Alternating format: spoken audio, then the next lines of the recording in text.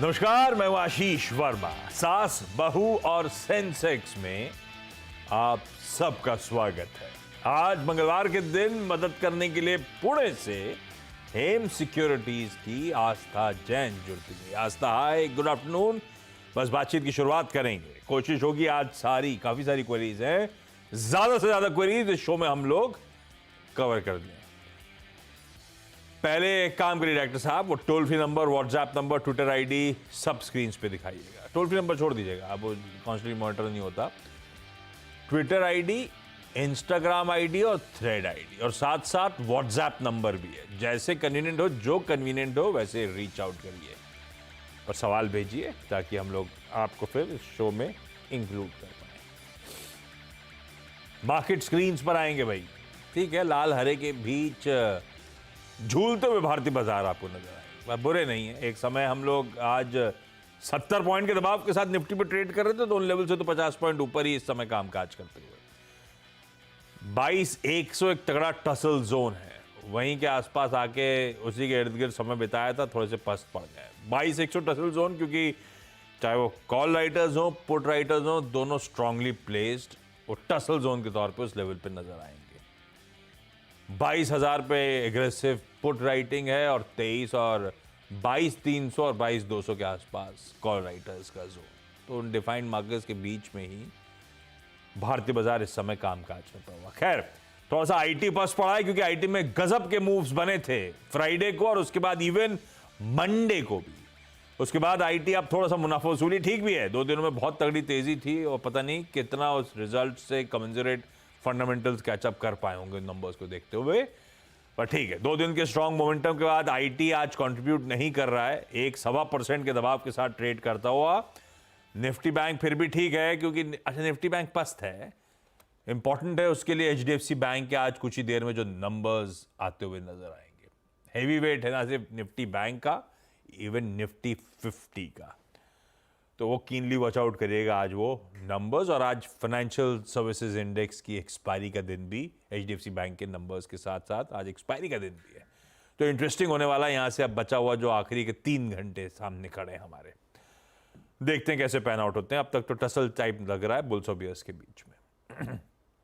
खैर, सवाल जवाब के सिलसिले की शुरुआत कर रहा हूं। आज पुणे जाना है, आज इंदौर जाना है और साथ साथ बिजनौर। जो जुड़ चुके हैं वो आपको आपकी स्क्रीन पे नजर आएंगे। बिजनौर की लाइन अब तक पैचअप नहीं हो पाई है, जैसे ही होगी उनसे भी बातचीत कर ली जाएगी। पहले पुणे और अंजलि सुखवानी जी स्क्रीन पे। Anjali ma'am, hi, good afternoon. Hello sir, good afternoon. कैसे हो सर? बिल्कुल ठीक मैम, आप कैसे हो और क्या करते हो पुणे में अंजलि जी? सर, वैसे तो मैं इंजीनियर हूँ, but currently I am not working because of my baby, so I am doing online teaching कराती हूँ। अरे वाह, और इंजीनियरिंग पुणे से ही करी थी क्या? नहीं सर, नागपुर से। ओके, हम सब पुणे पहुंचते हैं और आप पुणे से, अच्छा शादी से पहले आपने फिर इंजीनियरिंग करी? नागपुर, यस सर, मेरी शादी पुणे में हुई, पुणे बिफोर में। मैरिज नागपुर। अच्छा, अब एक्टिवली, ठीक है बेबी है तो एक्टिवली ट्रैक नहीं करते होगे, लेकिन कैसे करते हो आप? टेक्निकल्स देखते हो, फंडामेंटल्स देखते हो, स्टॉक कैसे चुनते हो लंबी अवधि के लिए, या ट्रेडिंग का मन बनाते हो? क्या हो रहा है आजकल शेयर बाजार में? ज्यादातर तो लॉन्ग इन्वेस्टमेंट ही है, बट हाँ। तो वो करंटली लॉस में ही चल रहा है। और ये ट्रेडिंग वाला मामला था मैम, या लंबी अवधि के लिए उठाया था अंजलि मैम? सर भैया ठीक है, अभी तो लाजली थोड़ा सा कंसोलिडेशन बैंड में ही नजर आ रहा है। आस्था, एनएमडीसी स्टील लिया ट्रेडिंग के लिए था, 56 की मोटा मोटी खरीद, चल रहा है 6 रुपए मेरी खरीद से नीचे, क्या करूं? जी बिल्कुल, गुड आफ्टरनून आशीष।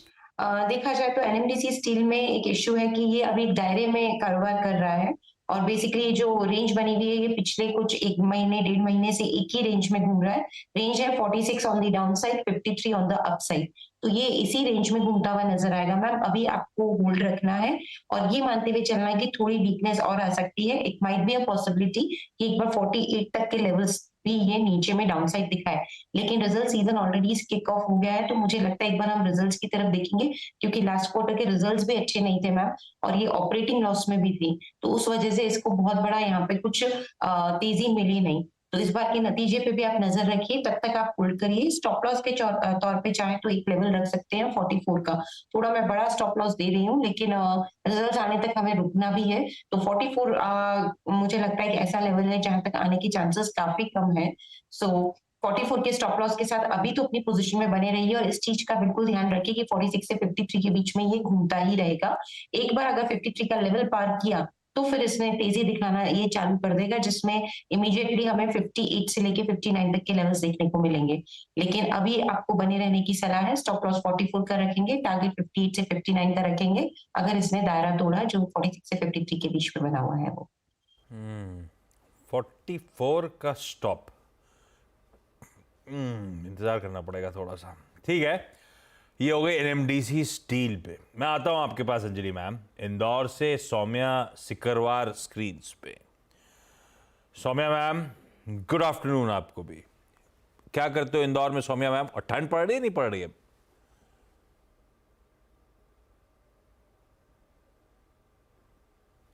अनम्यूट करना पड़ेगा सौम्या मैम। डायरेक्टर आवाज आ रही है क्या? तो बताओ तो यार, मुझे लगा मुझे ही नहीं आ रही। सौम्या मैम अनम्यूट नहीं करा आपने? यस यस, हाँ, very good afternoon sir. Hi ma'am. मैं पूछ रहा था इंदौर में ठंड पड़ रही है क्या अब? नहीं बिल्कुल गया तो आप जैकेट क्यों पहने हो? सर, घर में थोड़ा रहता है। हाँ, अंदर थोड़ी सी रहती है।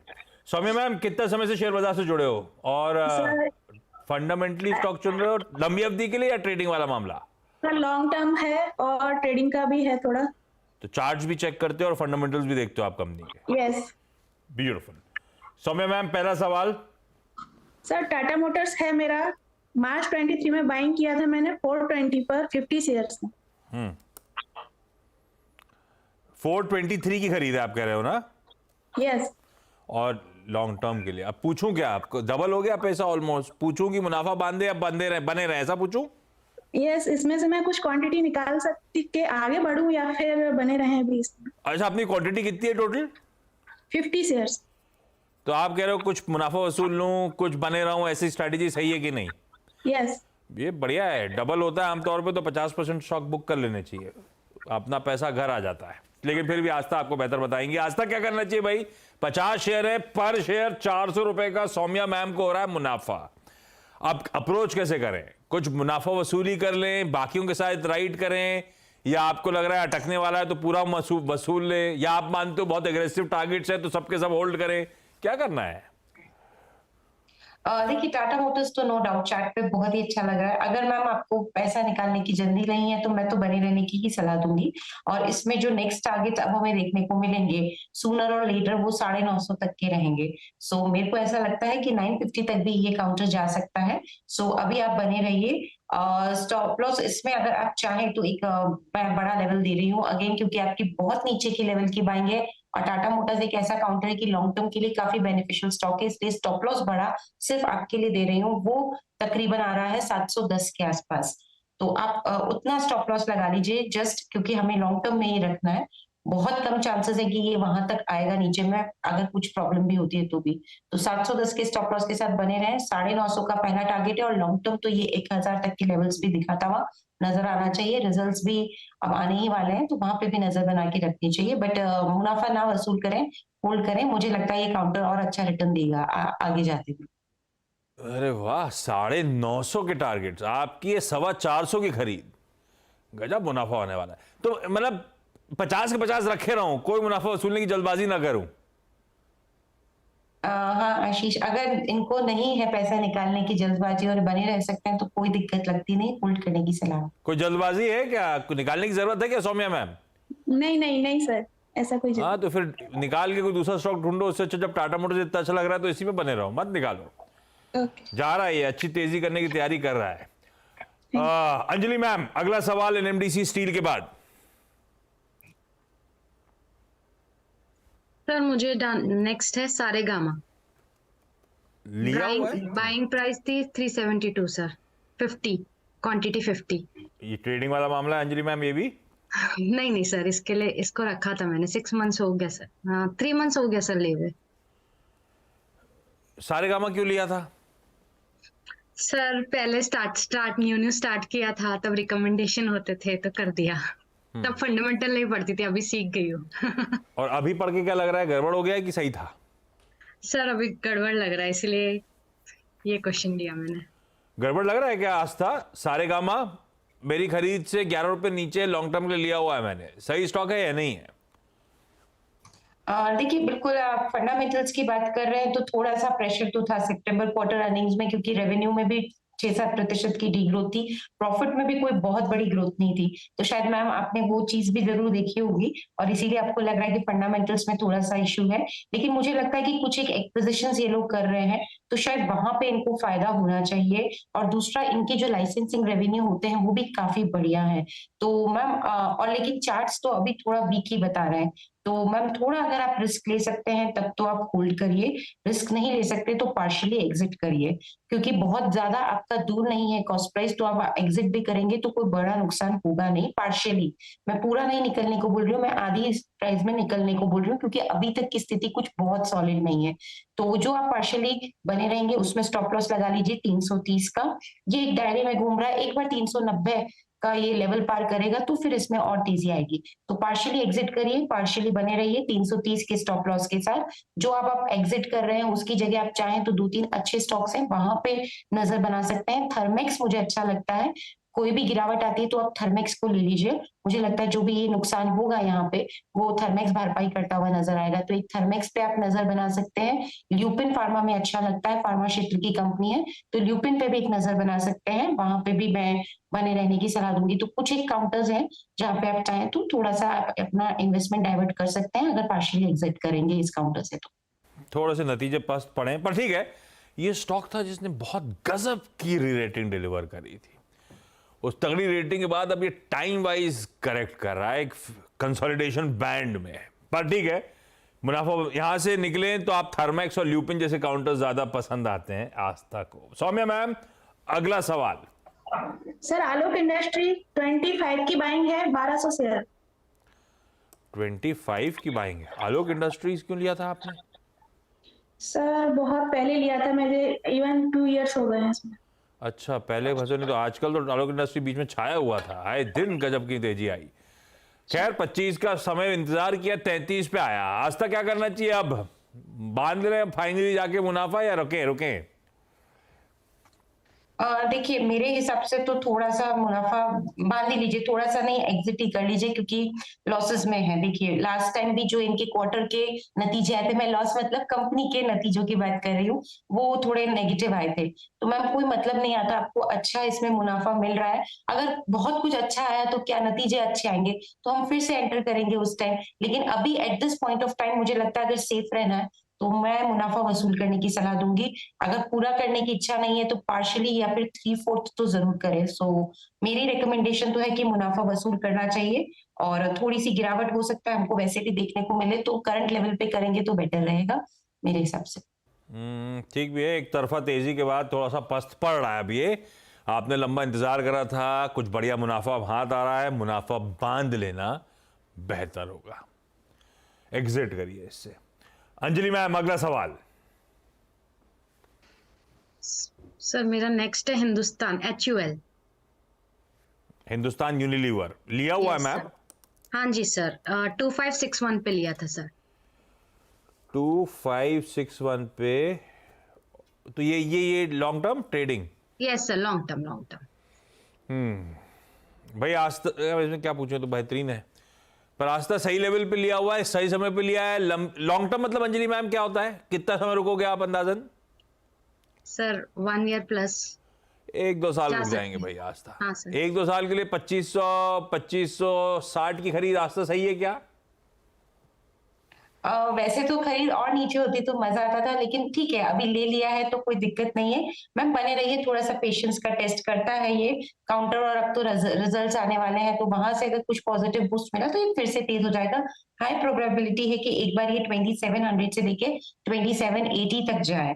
मतलब मेरे हिसाब से यहाँ से भी जैसे हम कह सकते हैं कि 200 पॉइंट की तेजी ये दिखाना चाहिए, तो कोई दिक्कत नहीं लगती, बने रहिए मैम। स्टॉप लॉस जरूर लगा लीजिएगा, जो कि तकरीबन एक काफी इंपॉर्टेंट लेवल आ रहा है 2490 का। सो 2490 के स्टॉप लॉस के साथ मैं इस काउंटर में बने रहने की सलाह दूंगी 2780 के टारगेट के लिए। एक बार 2630 का लेवल ब्रेक हो गया तो बढ़िया तेजी ये काउंटर दिखाता हुआ नजर आएगा। बढ़िया तेजी की गुंजाइश है, प्रोवाइडेड वो ऊपर के रेजिस्टेंस जोन्स को निकाल दे। अदरवाइज 2490 के स्टॉप लॉस के साथ HUL को लॉन्ग टर्म के लिए होल्ड करिए। फेडरल बैंक के रिजल्ट्स आते हुए एटलीस्ट मुनाफे का नंबर तो बढ़िया था। NII बैंग इन लाइन है, 2125 करोड़ रुपीस की एक्सपेक्टेशन थी नेटवर्क की और 2123 करोड़, 2 करोड़ का मिस, एकदम इन लाइन NII का आंकड़ा आता हुआ। मुनाफा 920 करोड़ की एक्सपेक्टेशन के सामने 1000 करोड़ रुपए प्लस का आता हुआ। तो ये तो आ गया आपके सामने headline numbers. Flat in line revenue, profitability में एक जंप एक्सपेक्टेशन के सामने। अब आइए एसेट क्वालिटी के नंबर्स भी बता देता हूं आपको। आज फेडरल बैंक और आज HDFC बैंक के नतीजे तो कीनली वेटेड थे। तो पहला आ गया है एसेट क्वालिटी, एक बार फ्लैश हो। हाँ, नेट NPA, एसेट क्वालिटी जस की तस, 0.64% पे नेट NPA बरकरार। ग्रॉस NPA फ्लैट है, माइनर सा 3 बेसिस पॉइंट्स का उछाल है, ठीक है। तो एसेट क्वालिटी फ्लैट है, headline numbers largely in line नजर आते हैं। आज तक क्या व्यू बन रहा है आप लोग का फेडरल बैंक पे? 150 155, ये थोड़ा सा मामला अटका था जब RBI की तरफ से CEO MD के लिए और ऑप्शंस मांगे गए थे, तो कंटिन्यूटी रिलेटेड इश्यूज आए थे करंट MD CEO के। खैर, लेकिन नंबर्स तो ठीक ही लग रहे हैं। एक्सपेक्टेशंस पे फिर से फेडरल बैंक लार्जली लग रहा है डिलीवर करता हुआ, एटलीस्ट जो नंबर्स अब तक आए। आप लोग का हाउस कॉल क्या है?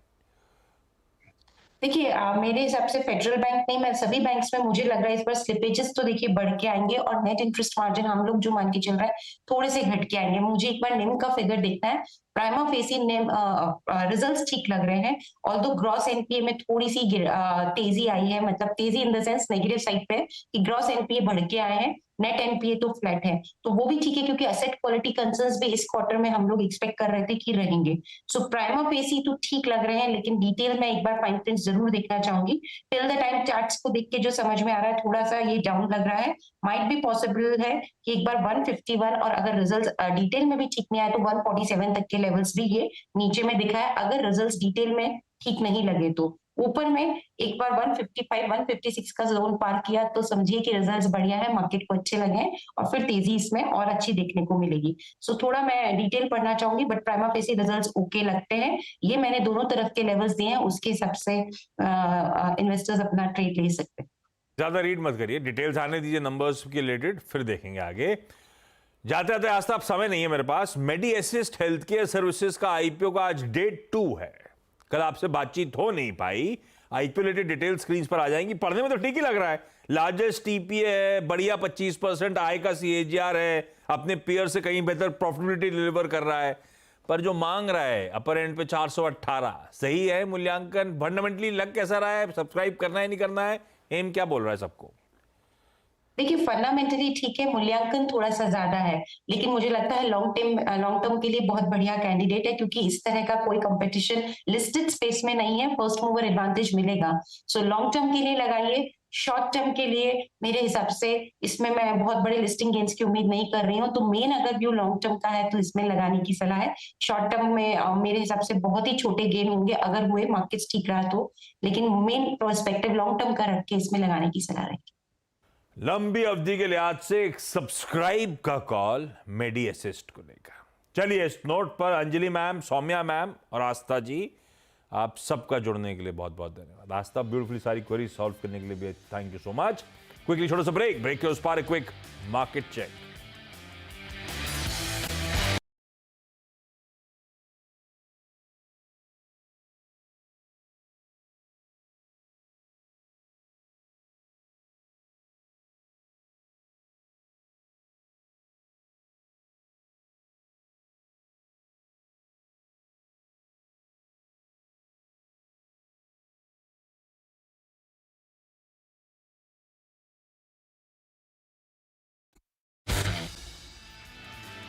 ब्रेक के बाद आपका स्वागत है वापस। थोड़ा सा मार्केट सब ठंडा पड़ना शुरू हुआ है।